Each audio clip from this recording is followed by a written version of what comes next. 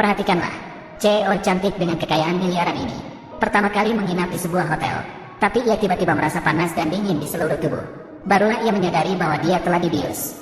Pada saat yang tak tertahankan, seorang kurir makanan datang. Melihat CEO wanita cantik yang terlihat kesusahan, pemuda itu ingin menelepon polisi. Tapi ia malah ditarik oleh wanita. Dengan begitu, dua orang itu melakukan cipeli pampang, mengira tidak akan bertemu lagi setelah kejadian itu. Tak disangka beberapa hari kemudian, pemuda itu dipaksa untuk kencan buta oleh keluarganya. Dan pasangan kencan butanya adalah CEO malam itu. Aku tahu kau datang hanya untuk memenuhi kencan buta keluarga kan? Lagi pula, aku tidak pantas untukmu. Aku pikir itu akan hanya dijadikan formalitas. Kau datang untuk kencan denganku. Jadi dia ya? Sepertinya kita benar-benar berjodoh. Kencan buta dengan kurir makanan benar-benar membuat malu. Ada masalah apa dengan kurir makanan? Aku tidak merasa malu. Aku datang kencan buta karena tidak ingin menikah dengan Lele yang buaya itu. Sekarang bagaimana dengan kurir makanan sepertimu? Ibuku pasti akan mengejekku. Setelah berkata begitu, wanita cantik melemparkan segepok uang. Bersiap-siap untuk pergi dari sini. Namun kurir makanan malah menarik wanita itu. Tunggu, kau benar-benar tidak mengingatku. Aku adalah putri besar keluarga Su. Bagaimana mungkin aku mengingat kurir makanan kecil sepertimu? Lepaskan tanganmu. Saat itu juga, pewaris kaya yang selalu mengganggu wanita itu datang. Melihat adegan ini, dia segera berteriak meminta pria itu melepaskan tangannya. Siapa sampah ini?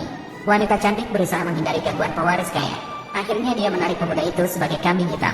Ia mengatakan bahwa dia adalah pacarnya. Pewaris kaya itu langsung marah dan menghina wanita tidak tahu malu. Mengapa harus pria pengantar makanan? Dia memang hanya seorang pengantar makanan. Namun, dia jauh lebih baik dari kamu. Ia tidak suka menggoda janda muda.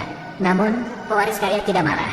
Jika rantai keuangan perusahaan wanita itu putus, ia akan segera bangkrut. Sekarang hanya mengandalkan dia untuk menyelamatkan perusahaan. Di matanya, wanita itu sudah menjadi miliknya.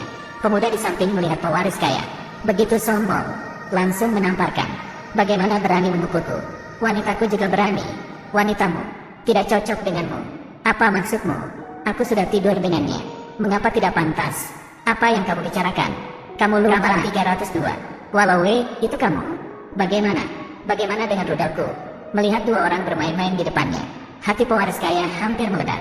Ia langsung mengancam wanita untuk pergi bersamanya. Jika tidak, dia tidak akan menyuntikkan modal ke perusahaan wanita itu. Kamu sedang ngomong apa sih? Tidak ada hubungannya denganmu. Meskipun aku memberitahumu, apa gunanya? Apalagi yang bisa kamu bantu? Aku berkata padamu, keluarga Su sekarang memiliki putaran dana 10 miliar. Hanya keluarga Lee yang bisa menghubungi bos Longbo, Kilau. Mendengar ini, pemuda hampir tertawa. Dia pikir pewaris kaya ini sangat hebat. Pada akhirnya, masih memerlukan bantuan orang lain. Namun